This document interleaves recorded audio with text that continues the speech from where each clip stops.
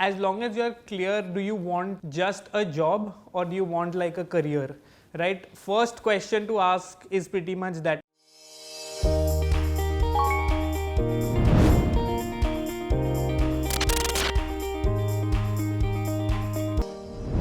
I am a chartered accountant by profession, qualified in 2010. I was doing my articleship with Ernst& Young. I soon realized that I would be happier working for an industry. I made a shift, moved to Mondelez, which used to be Cadbury India Limited then. Worked there for a few years, around 4 years or so. I had an international stint also. When I moved back to India, that's when HUL happened in 2018. So I've been here around 5 years now. So I come from an army background. Pretty much I've spent my life across different cities. Went to an undergrad college in Bombay, then went for my MBA to ISB, and then have been in HUL.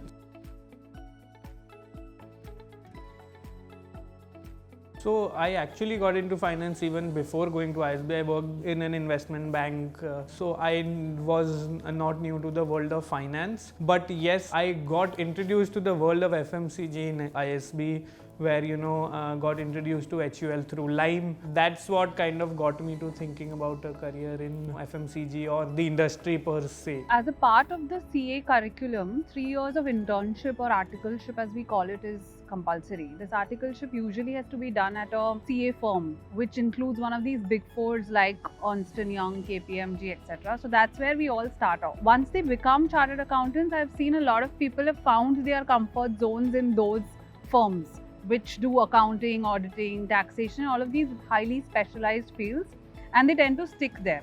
A few people like me decide to move to corporates, be it FMCG or any other sector it could be. As long as you're clear, do you want just a job or do you want like a career? Right? First question to ask is pretty much that if when you come to an FMCG in finance, whether you are working in the supply chain finance side of things, or you're working in the customer development finance side of things, or you're partnering a category, or you're working on M&A. In fact, Unilever also has a ventures fund that invests in startups. So I think so there is no limitation in terms of what you can do. And there have been people who from finance have gone and really, run P&Ls, run business, been general managers. That just equips you with a different sort of skill set and also macro understanding of how industry works. Thankfully, HUL happened then. I again got a chance to work with Treasury here. It's a big Treasury team, managing a team of 10 people with so many opportunities, not just to do the core Treasury functions, but there was a lot of challenge thrown at me in terms of building certain capabilities that the organization was wanting to build for its treasury teams, like hedging capabilities, dynamic discounting capabilities. All of this for a lot of corporates within the FMCG place, we were one of the first ones to develop things like this. I then moved to category finance here, partnered with the hair care and oral care business, which is around a 5,000 crore business combined. Worked with some very senior stakeholders within finance as well as marketing. It raises your functional expertise to another level altogether. Now I'm a part of the performance management team. So if you've noticed, there is always a step up in the journey. When you really get into meeting rooms and when you are part of conversations where senior people are, discussing things, the depth they go in, the point of views that they form just looking at a piece of data kind of, nudges you also to think in those directions. So I think just being part of conversations where you're not even expected to contribute. If you do, that's great, at least in the early part of your career. But the takeaway and the mental muscle building that you can do just being present in a room where 10 super intelligent people are having a conversation, negotiating, or trying to influence one another with either data or, logic is quite interesting, I would say.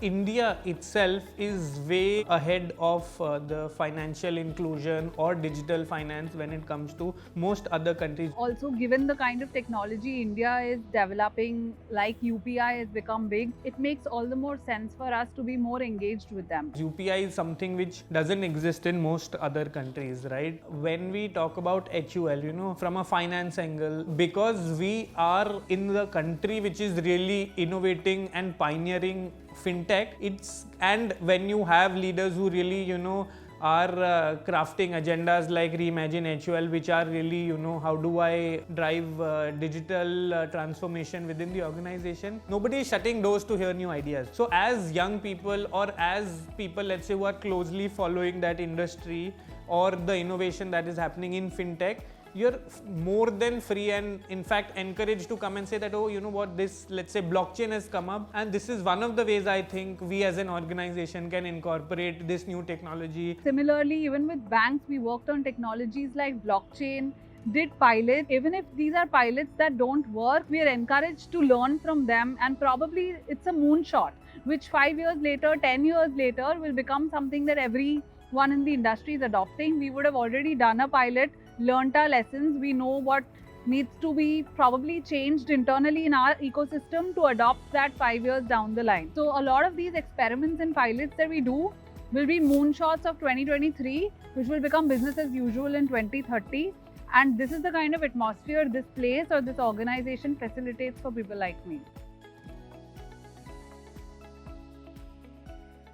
As somebody new joining the business, don't worry. Everybody here is to help you succeed. Nobody is going to set you up for failure in any which ways. You will be given a mentor, a buddy. There will be anybody that you wish to reach out to. There is a catch-up session that you can set up anytime that you need. The leadership team is super approachable. You're definitely going to succeed. It will be overwhelming given the size of the business, which you can't help, but you're here to succeed and the system will make sure that happens. The objective should be to learn as much as you can and build your network connections, and as you proceed in that journey you kind of start realizing yourself that okay, this is what I am good at and this is what I want to do, right? Don't take too much stress also and be bogged down by that, oh, I need to have clarity. It's okay to be clear that you don't have clarity. It is a journey. You will figure things out on the way. I think that's the only parting advice that one could give to people considering B School.